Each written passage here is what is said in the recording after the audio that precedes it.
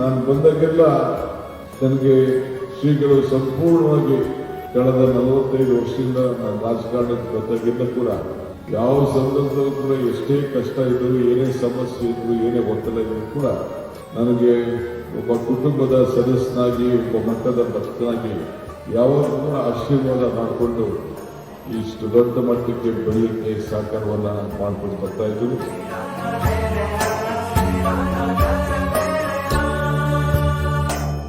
ಇದು ಕಣ್ಣೀರಾಕುವಂತ ದಿನ ಅಲ್ಲ. ಇದು ಶ್ರೀಗಳ ಕಾರ್ಯವನ್ನ ಉಳಿಸಿಕೊಂಡು ಮುನ್ನಡೆಸುವಂತ ಒಂದು ದಿನ.